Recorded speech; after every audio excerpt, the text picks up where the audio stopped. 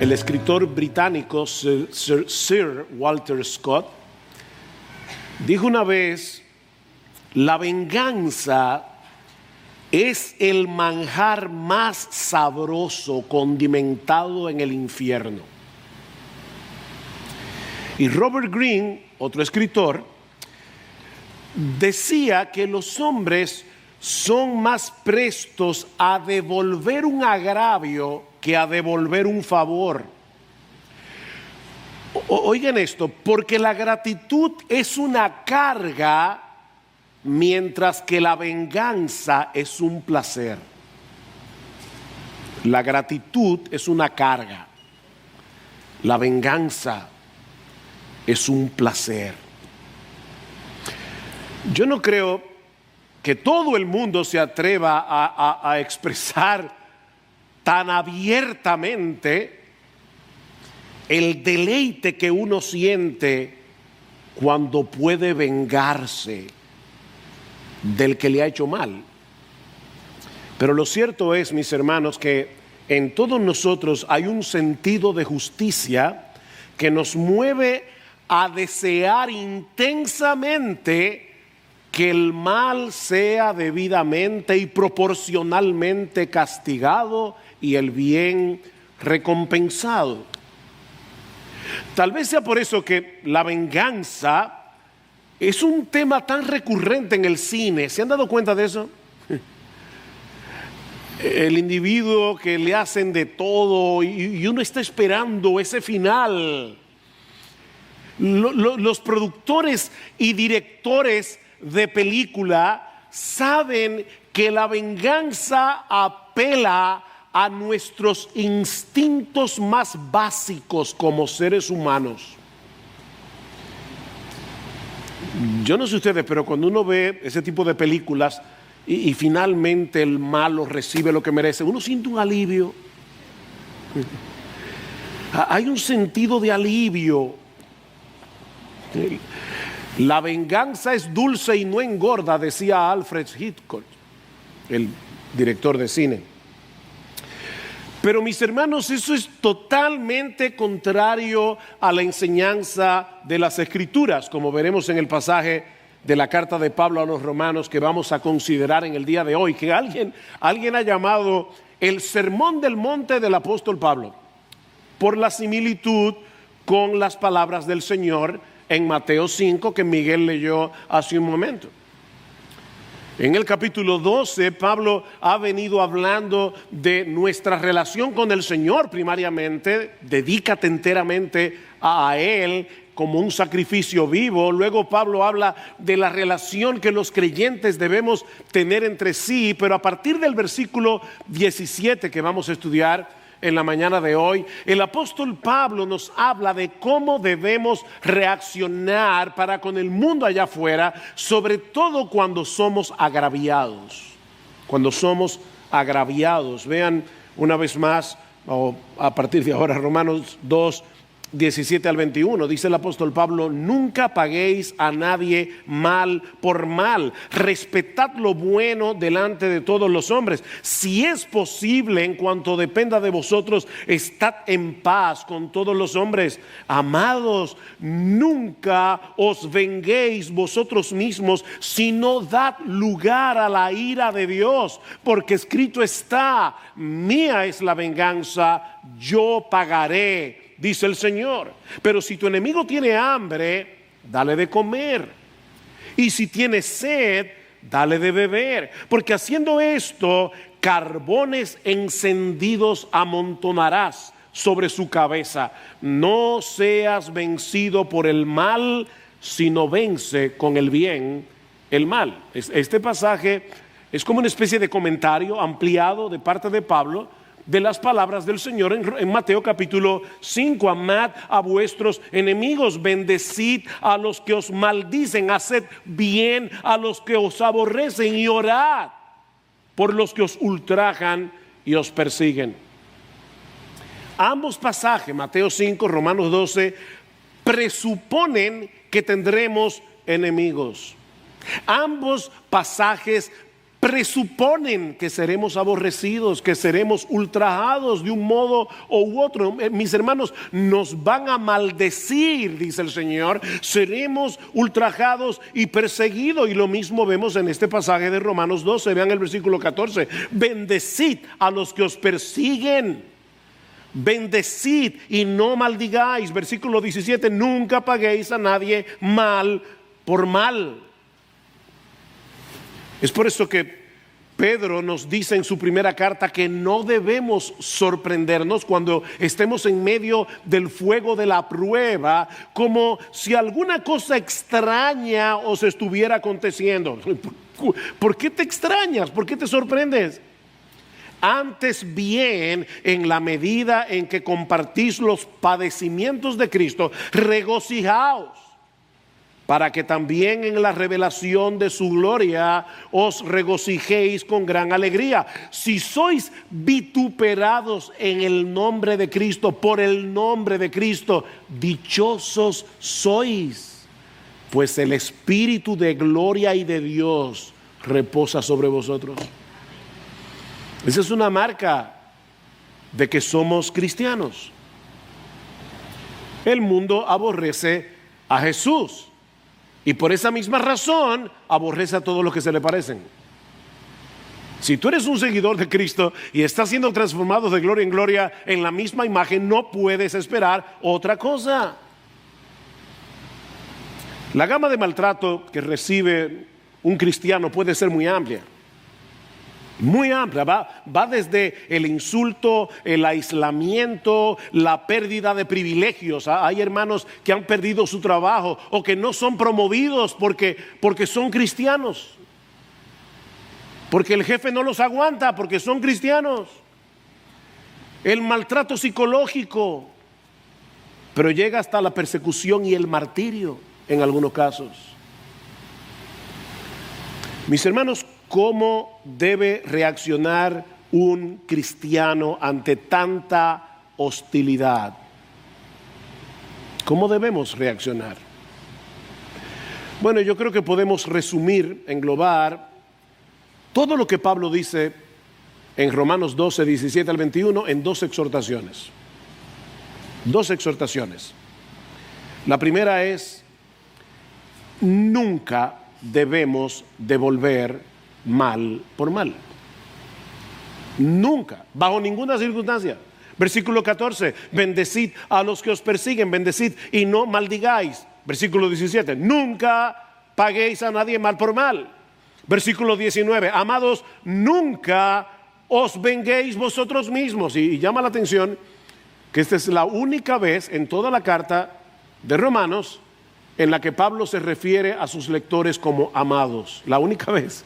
Es como si Pablo supiera lo difícil de lo que él está diciendo y le está echando un brazo en el hombro. Le dice: amados, no os venguéis vosotros mismos y no dad lugar a la ira de Dios, porque escrito está: mí es la venganza, yo pagaré, dice el Señor. Versículo 21: no seas vencido por el mal, sino vence con el bien el mal.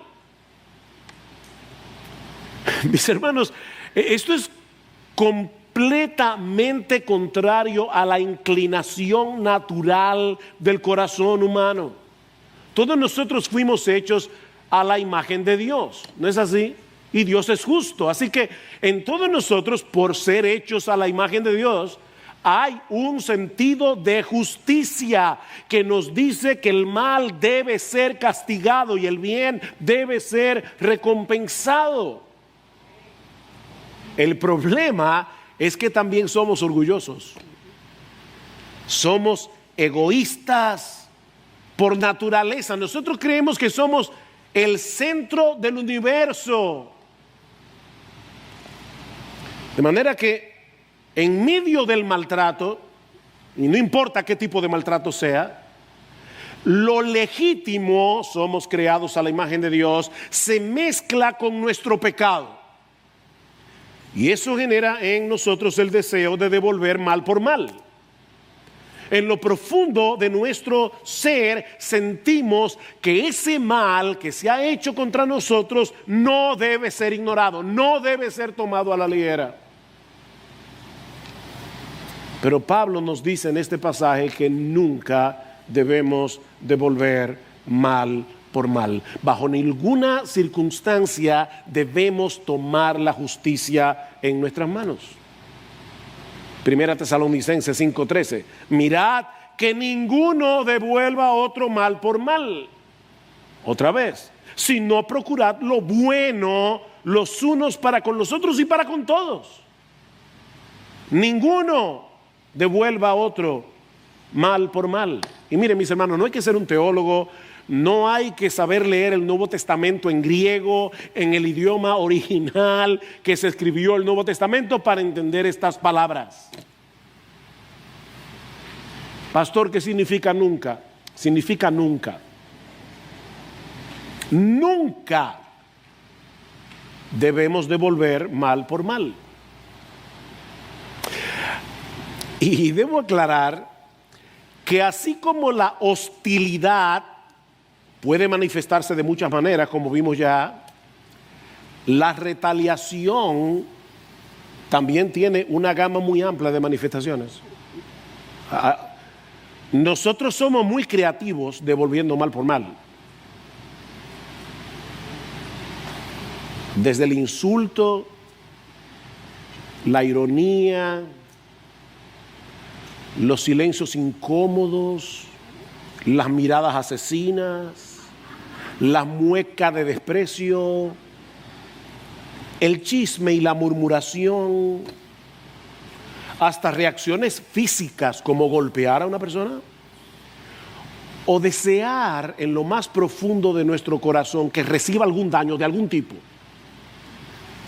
lo que sea. Queremos que la persona se sienta mal por lo que ha hecho y nosotros vamos a buscar la manera. Y mis hermanos, yo debo decir que la razón por la que yo comencé este sermón pidiendo perdón es porque estudiando este pasaje yo pude recordar muchas veces en que yo de una manera sutil quise hacer sentir mal a otro. Yo no quiero que pase desapercibido, no, yo quiero que tú lo sufras, que tú sepas, que te enteres cómo yo me siento. Pero eso es lo que Dios nos dice en su palabra que no debemos hacer. Nunca paguéis a nadie mal por mal. Amados, nunca os venguéis vosotros mismos. Ahora, eso es fácil de decir. Eso es muy difícil de hacer. ¿Cómo nosotros podemos impedir que nuestro corazón se llene de amargura, de resentimiento, cuando alguien nos maltrata, sobre todo cuando parece que se está saliendo con la suya?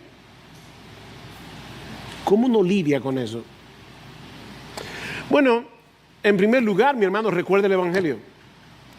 Recuerda el Evangelio.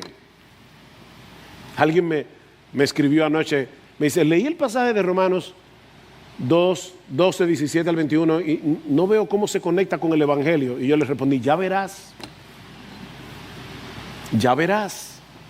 Recuerda el Evangelio, recuerda las misericordias de Dios para contigo. Ese es el punto de partida de todas las exhortaciones de Pablo, no solamente en Romanos 12, sino en el resto de la carta, Romanos 12:1. Por consiguiente, hermanos, luego de haber explicado en 11 capítulos el Evangelio de Cristo, todo lo que Dios ha hecho por nosotros para rescatarnos de nuestros pecados, para reconciliarnos con Él. Por consiguiente, hermanos, os ruego por las misericordias de Dios que nunca paguen a nadie mal por mal.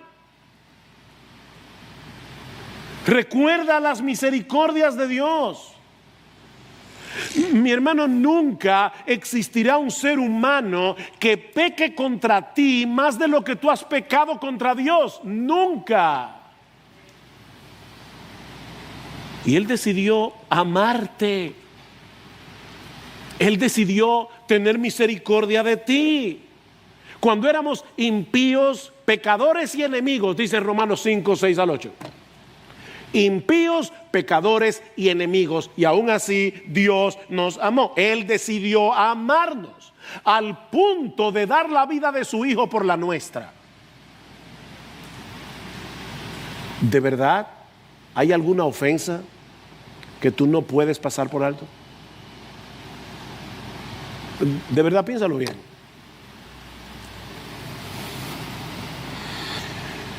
Mis hermanos, la única respuesta coherente que nosotros podemos dar a tanta misericordia es amar a nuestros enemigos así como Dios nos amó cuando nosotros estábamos enemistados con Él.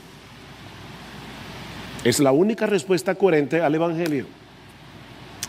Vamos a suponer por un momento que ahora mismo alguien te está acusando de una falta que tú no has cometido. Eso es injusto. Ahora, ¿tú sabes lo que el Evangelio dice de ti y de mí? Lo que el Evangelio dice de nosotros. Que sin la gracia de Dios somos 1000 veces peores de lo que esa persona está percibiendo de nosotros. Lo que él está diciendo no es verdad. Pero la verdad acerca de ti sin la gracia es 1000 veces peor que eso. Tú eres peor. Y yo también. Me acordé ahora de John Gerstner. John Gerstner fue un tremendo teólogo norteamericano, ya murió, y él hablaba así, tiene una voz. Bueno, si han oído a Sproul, Sproul imita mucho a Gerstner porque fue su profesor, fue su mentor, y él hablaba bien fuerte, y en una prédica que dio acerca de la depravación humana dijo: nosotros somos ratas inmundas. Y una persona en el público se ofendió y fue donde él le dijo: señor Gerstner, usted va a tener que pedir excusa porque una persona se ofendió. Y él dijo: oye, tú tienes razón. Y se paró en el púlpito y dijo: por favor, en la prédica anterior yo dije que nosotros somos ratas inmundas, ahora quiero públicamente pedirle perdón a las ratas.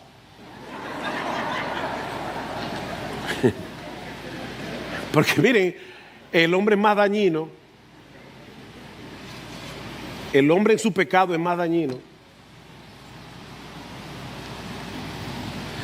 Alguien te ha tratado mal sin razón alguna. O lo que es todavía peor, y eso sí duele. Hay una persona a la que tú te has dedicado a hacerle mucho bien. Y esa persona a la larga te ha respondido haciéndote mucho mal. ¡Wow! Eso sí duele. Eso es como una daga caliente en el corazón. ¿No es eso lo que nosotros hacemos con Dios cada vez que pecamos? ¿Tú te acuerdas cuando tú eras inconverso? Dios te hacía bien todos los días, haciendo salir su sol, haciendo llover sobre ti, haciendo que tú comieras. Dios te dio muchísimas bendiciones siendo impío. Y tú le dabas la espalda. Y ahora que hemos sido reconciliados, nosotros pecamos contra Dios continuamente. Cada vez que tú pecas contra Dios, tú estás pisoteando su bondad. Entonces, ¿por qué reaccionamos tan indignados cuando alguien pisotea la nuestra?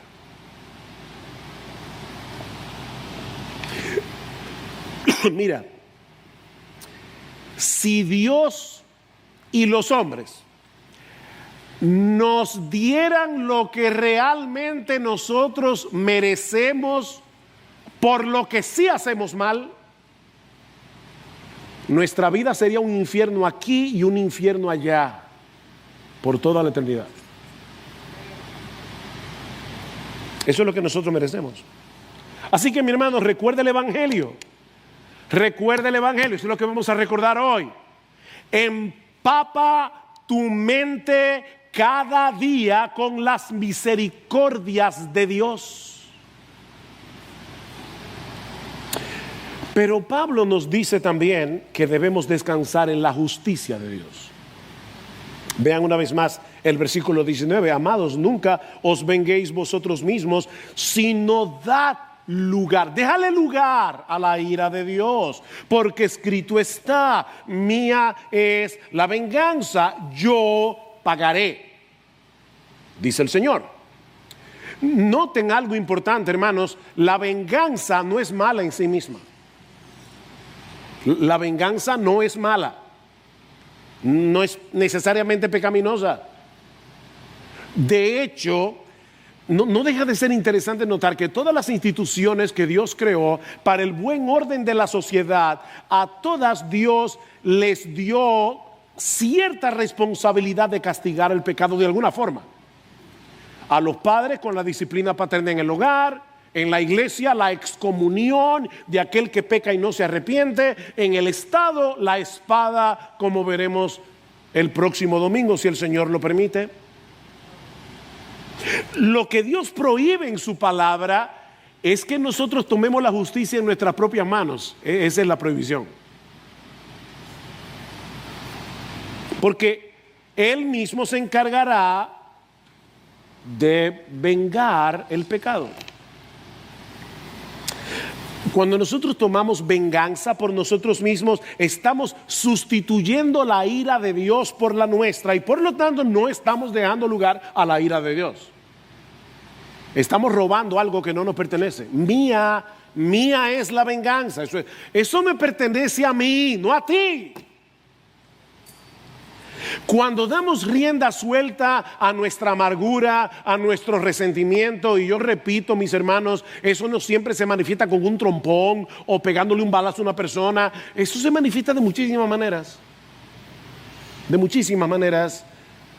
Cuando nosotros le damos rienda suelta a nuestra amargura, a nuestro resentimiento, a nuestro deseo de que el otro se sienta mal, porque nosotros nos hemos sentido mal por lo que Él ha hecho, estamos actuando en incredulidad. Porque no le estamos creyendo a Dios, no estamos creyendo en que Dios ha prometido hacer justicia. Nosotros estamos poniendo en duda la justicia de Dios. Él ha dicho que en su momento Él se encargará de que esa persona pague lo que ha hecho, a menos que se convierta al Señor. Pero tú prefieres encargarte personalmente por si acaso. Pues yo pagaré. No. Gracias, Señor. Yo me encargo de ese. Mira, déjame ayudarte a entenderte. Porque nosotros actuamos a veces y no nos damos cuenta del software que está detrás de nuestras acciones, los pensamientos escondidos detrás de nuestro pecado, y nosotros le damos la vuelta de mil maneras para justificar nuestra venganza, nuestra retaliación. Déjame ayudarte a entenderte. Lo que tú estás diciendo inconscientemente es: sí, yo sé, dice Pablo, perdón, no tú, yo sé que te han tratado injustamente, sé que esa persona merece ser castigada por lo que ha hecho, pero no te corresponde a ti aplicar el castigo. Dios se encargará de ese caso, como tú no puedes hacerlo. Él puede ver el mal desde todos los ángulos, algo que nosotros no podemos hacer. Así que cuando Él aplique su justicia, Él va a tomar en cuenta todos los aspectos del mal que ha sido hecho. Así que descansa tranquilo en la justicia de Dios. Pero tú dices: no, yo no puedo. Yo no puedo. Mire, es que usted no sabe lo que esa persona me ha hecho.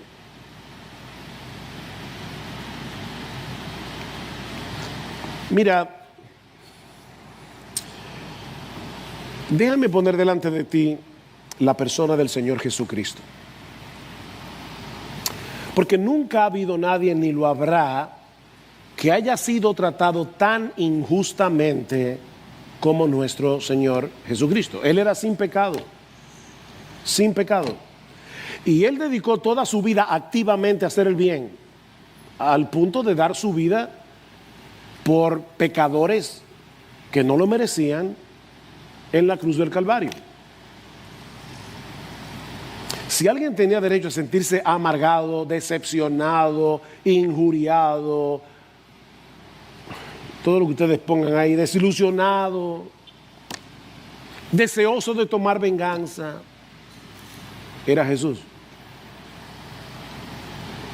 ¿Cómo reaccionó él ante el rechazo y el maltrato? Escuche lo que dice Pedro en su primera carta. Dice, miren a Jesús sin pecado, que cuando lo ultrajaban, no respondía ultrajando, cuando padecía, no amenazaba, sino que se encomendaba a aquel que juzga con justicia. Lo que Pablo está diciendo en Romanos es, imiten a Jesús en eso. Y esta semana, mientras preparaba este mensaje, cuando leí esas 3 palabras, cuando lo ultrajaban, yo decía, wow, cuánto está encerrado en esas 3 palabras. Cuando lo ultrajaban, el Hijo de Dios encarnado, el Rey de Gloria, fue ultrajado. Dice en Marcos 15, le vistieron de púrpura y después de tejer una corona de espinas, se la pusieron y comenzaron a vitorearle, salve, Rey de los judíos, y le golpeaban la cabeza con una caña y lo escupían.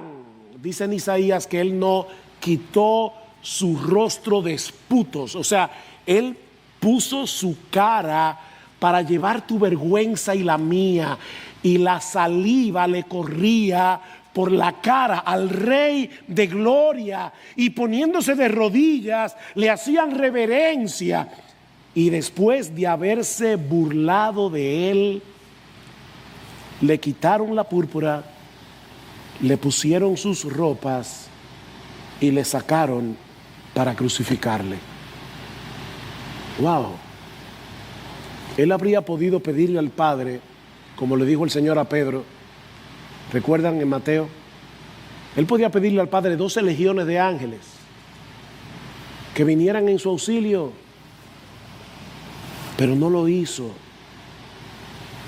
No lo hizo por amor a ti y a mí, y no lo hizo porque él descansaba confiado en la justicia de su Padre. Por eso tranquilamente, en medio de la burla, en medio del dolor, Cristo podía decir, Padre, perdónalos, ellos no saben lo que hacen. Y muy probablemente muchos de los que se convirtieron en el día de Pentecostés fue en respuesta a esa oración de Jesús.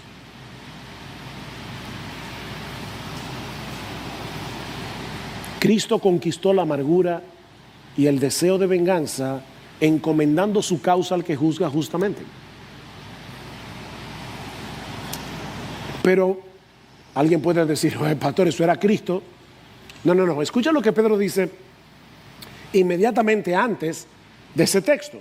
Porque para este propósito habéis sido llamados, pues también Cristo sufrió por vosotros, dejándoos ejemplo para que sigáis sus pisadas. Y ahí es que dice cuando lo ultrajaban, etc. Él nos dejó ejemplo. Cristo modeló para nosotros cómo deberíamos reaccionar ante el maltrato, para que nunca le paguemos a nadie mal por mal, sino que descansemos tranquilos en la justicia de Dios. Recuerda, mi hermano, que el Espíritu Santo nos está transformando de gloria en gloria mientras nosotros contemplamos la gloria de Jesús en su palabra. Eso es parte, esa es la esencia de la transformación de nuestro entendimiento, de la que habla Pablo en Romanos 12:2. Y no os adaptéis a este mundo, sino transformaos mediante la renovación de vuestra mente, para que seamos como Jesús. Devolver mal por mal es adaptarnos a este mundo, es dejarnos modelar por el mundo. Ustedes recuerdan las palabras de Lamec en Génesis, cuando él le dice a sus esposas Ada y Sila: he dado muerte a un hombre por haberme herido, y a un muchacho, la palabra hebrea es joven, a un joven por haberme pegado. si 7 veces es vengado Caín, entonces Lamec lo será 70 veces 7. ¿Habrá tenido Jesús en su mente esas palabras de Lamec cuando Pedro le pregunta: Señor, ¿cuántas veces perdonaré a mi hermano que peque contra mí? Hasta 7. Jesús le dijo: no te digo hasta 7, sino aún hasta 70 veces 7. Los hijos de Caín tienen una forma de reaccionar que es completamente contraria a la de los seguidores de Jesús. Y ahora yo te pregunto: ¿de quién tú eres hijo? ¿De quién tú eres descendiente? ¿De Caín, que se quiere vengar 70 veces 7? ¿O de Jesús, que nos manda a perdonar 70 veces 7?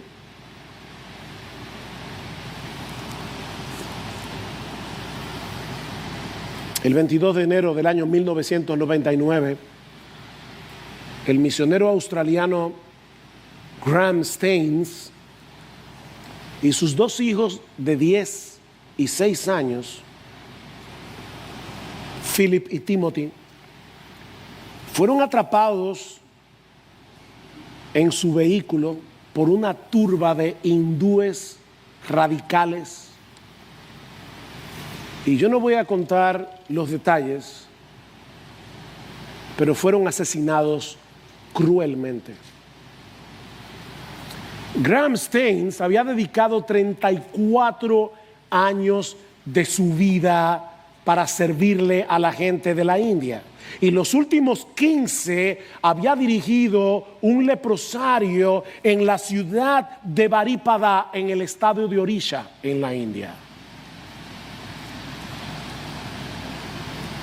Pocos días después del martirio de su esposo y de sus 2 hijos, entrevistaron a su esposa Gladys, porque ese evento fue tan chocante que recientemente incluso se filmó una película sobre esa historia. Y estas fueron sus palabras: solo tengo un mensaje para la gente de la India. No estoy amargada, no estoy enojada.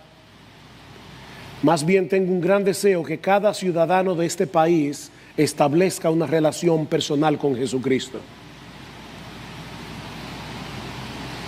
Todos pensaron que después de ese incidente Gladys regresaría a Australia junto a su hija Esther, la única que le quedaba, de 13 años de edad. Pero ella estaba convencida de que Dios los había llamado a servirle en la India.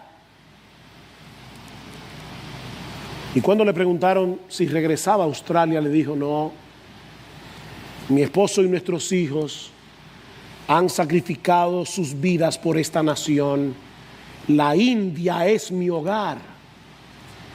Espero estar aquí y continuar sirviendo a los necesitados. Y así lo hizo, a tal punto que en el 2005 fue condecorada por el gobierno indio por su servicio a la India por tantos años. Ahora, lo que más me sorprendió de esta historia fue la respuesta de su hija Esther, de 13 años, cuando le preguntaron: ¿cómo tú te sientes con respecto a la muerte de tu papá, al asesinato de tu papá? ¿Saben lo que respondió esa joven? Alabo al Señor porque encontró a mi padre digno de morir por él.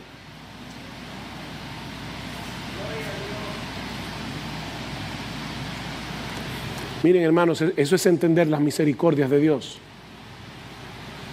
Eso es vivir bajo el influjo de las misericordias de Dios.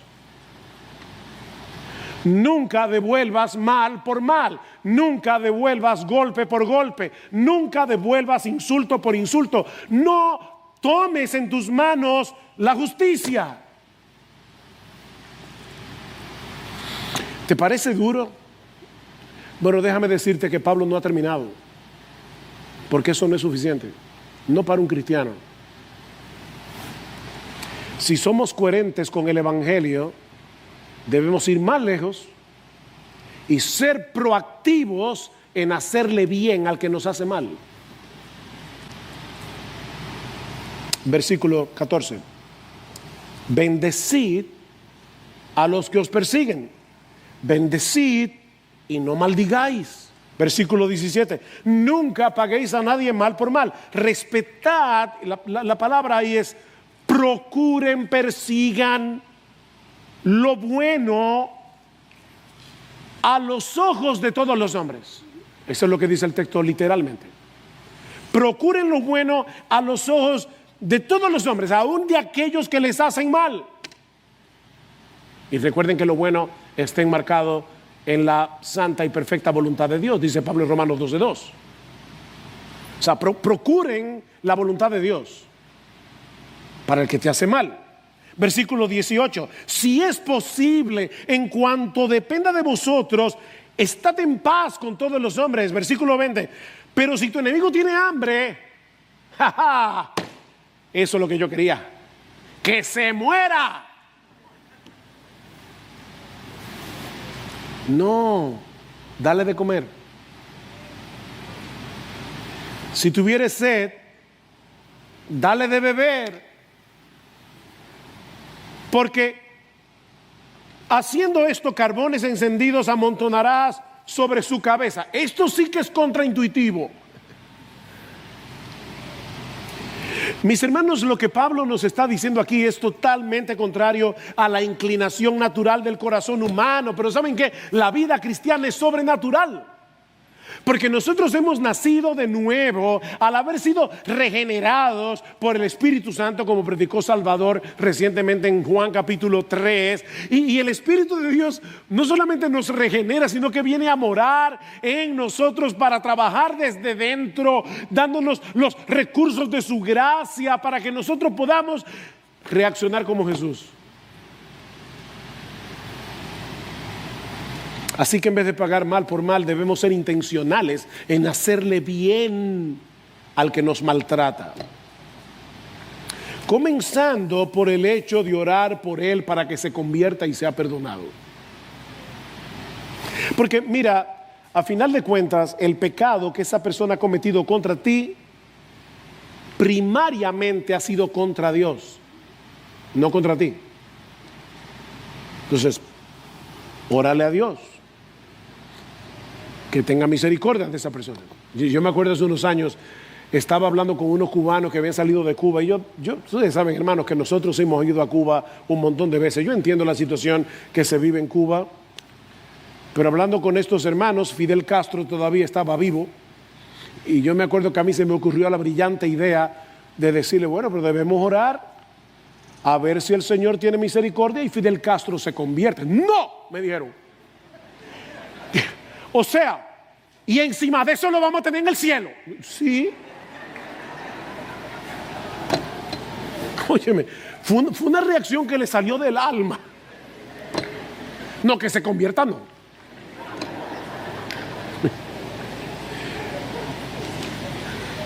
Miren, ese tipo de pensamiento es como decir, mira, yo era un enemigo de Dios, pero Él tuvo misericordia de mí y envió a su propio Hijo a morir por mis pecados para que su nombre sea glorificado en mi salvación y yo pueda morar en su presencia por los siglos de los siglos. Pero lo que yo deseo para esta persona es que se fría en el infierno.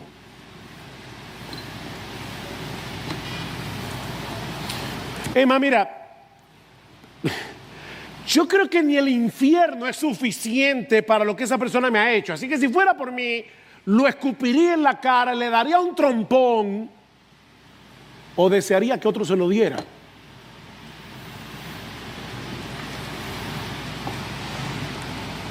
Wow. Cristo pagó por mis pecados, pero yo quiero que tú pagues por lo tuyo.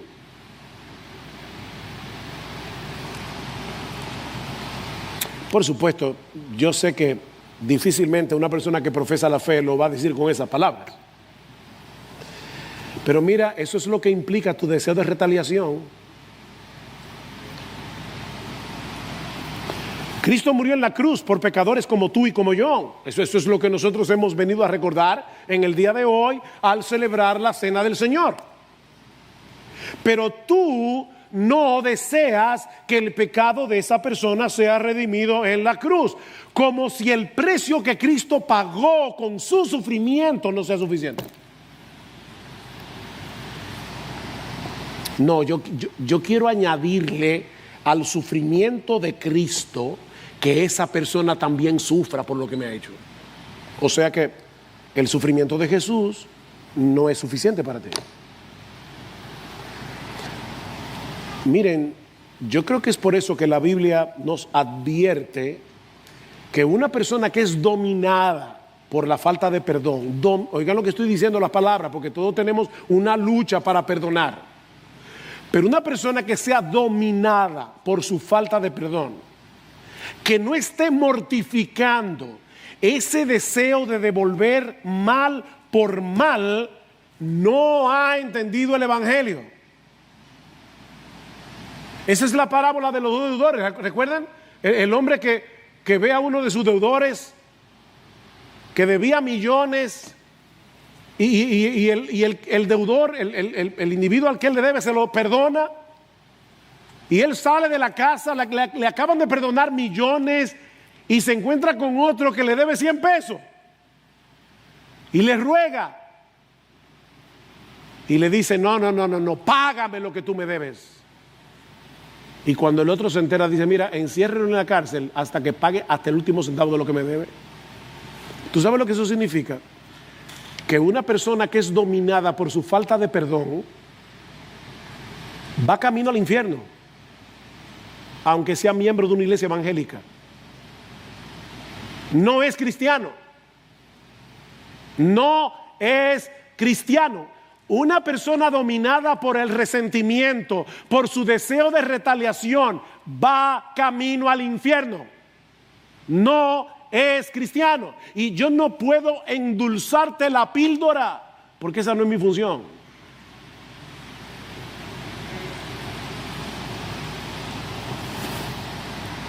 Nuestra tendencia es evitar al que nos hace mal, ¿verdad? Sin embargo, Pablo dice, procura hacer el bien. ¿Y eso qué significa en la práctica? Bueno, en primer lugar, trata de no agravar innecesariamente el conflicto, y si depende de ti, busca la reconciliación. No lo evites, busca la reconciliación. Versículo 18, si es posible. En cuanto dependa de vosotros, estad en paz con todos los hombres. Dios tomó la iniciativa. Bueno, ahora nos toca a nosotros ser imitadores de Dios, que hace salir su sol sobre malos y buenos y que hace llover sobre justos e injustos. Así que si tu enemigo tiene hambre, dale de comer, dale de comer. Y si tienes sed, dale de beber. Porque haciendo eso, carbones encendidos amontonarás sobre su cabeza. Ahora, eso es lo que yo quiero. No, espérate. Esos carbones encendidos en el contexto del pasaje parecen tener el propósito de sanar, no de dañar. De sanar. Pablo parece estar expresando aquí, por el contexto, repito, que tal vez al servir a tu enemigo, él sienta vergüenza de su mala conducta y puede ser que venga el arrepentimiento. Who knows? ¿Quién sabe? Así que, mis hermanos, esa es la metodología de Dios para vencer el mal. ¿Cuál? Hacer bien. Versículo 21.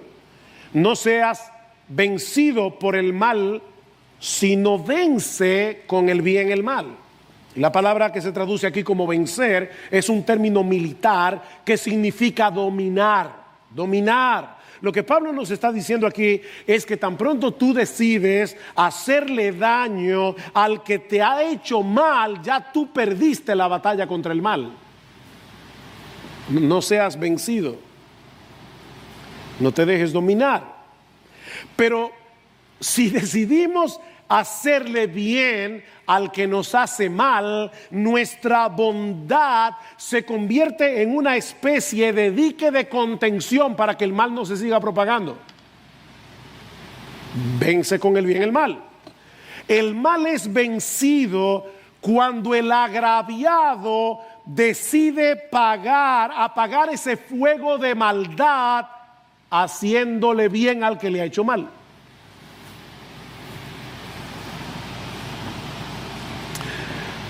Ahora, ya estoy terminando, pero hay un aspecto aquí que no puedo dejar en el aire. ¿Y qué sucede cuando el agravio viene de parte de otro cristiano? Porque en ese caso no podemos descansar en el juicio de Dios, porque ya no hay condenación para aquellos que están en Cristo Jesús. Y no es que nosotros obviamente deseemos que un hermano de la iglesia se vaya al infierno. Pero la pregunta es, ¿cómo yo encuentro alivio a mi indignación? Para que no se convierta en amargura, para que no se convierta en resentimiento, para que no se convierta en deseo de retaliación.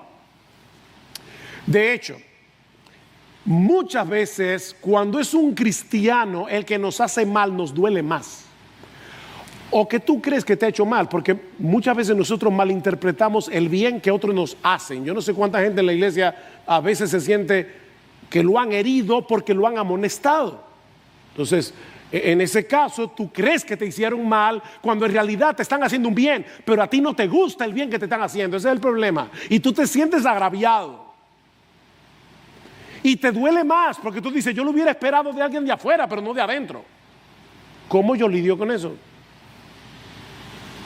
Sea que el maltrato sea real o no, ¿cómo yo lidio con eso? ¿Hacia dónde miramos en un caso como ese para que nuestro corazón no se llene de amargura? Mis hermanos, la respuesta a esa pregunta es sencilla y gloriosa a la vez. Mira a la cruz. Mira a la cruz. Todos los pecados que han sido y serán cometidos en contra nuestra por otros creyentes ya fueron vengados en la muerte de Cristo en la cruz del Calvario. Ya Dios tomó venganza en su Hijo.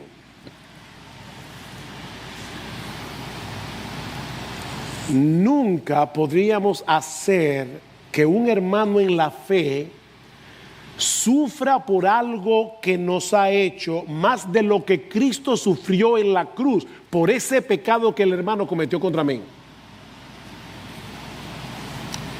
Ya Dios tomó venganza por ese pecado que alguien en la iglesia cometió contra ti. Ya Dios derramó su ira en su Hijo por ese pecado. Ya quédate tranquilo. Claro, yo no estoy hablando aquí de reconciliación y que todo el proceso de Mateo 18. Yo estoy hablando de la indignación de tu corazón. Quédate tranquilo, ya Dios castigó a su Hijo. ¿O tú quieres más? Otra vez, ¿o es que la muerte de Cristo no es suficiente?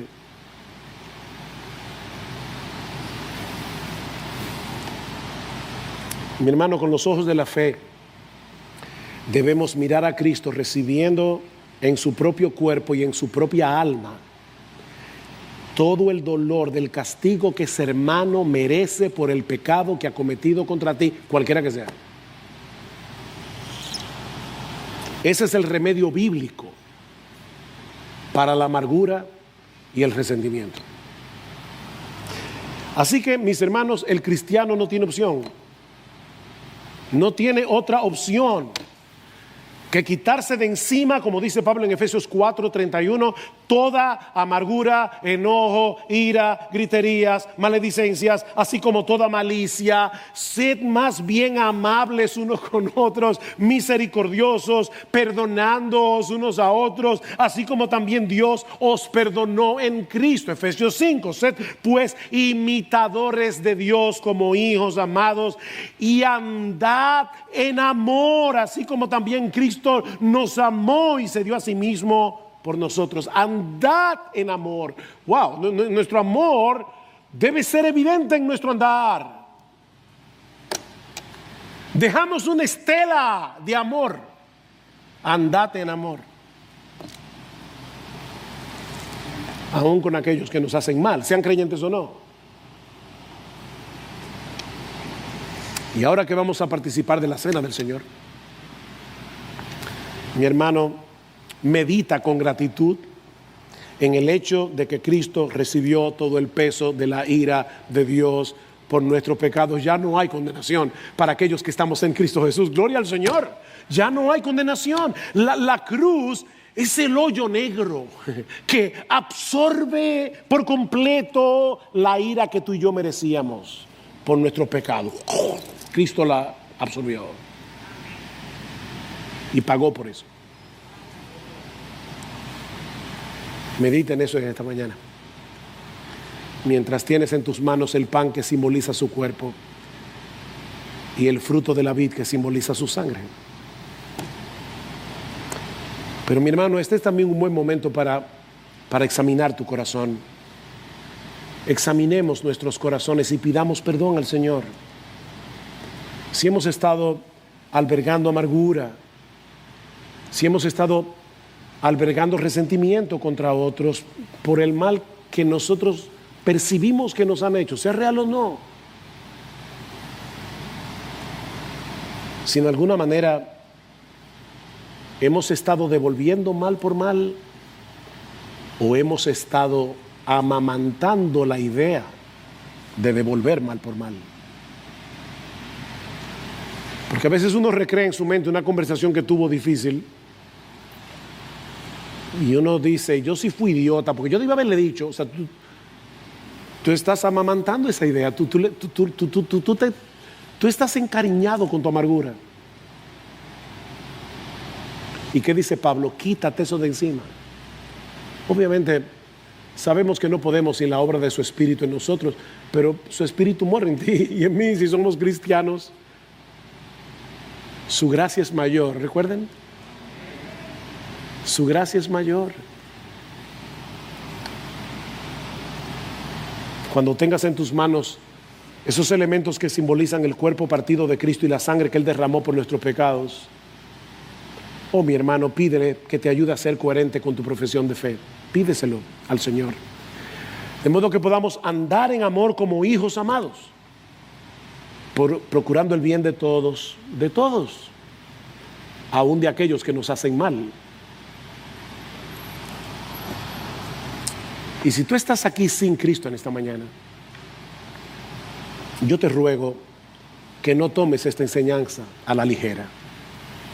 Todos los creyentes llegaremos confiados al día del juicio, porque sabemos que Cristo pagó por todos y cada uno de nuestros pecados en la cruz. Él satisfizo plenamente la justicia de Dios. Ya no hay venganza, ya no hay ira de Dios sobre nosotros.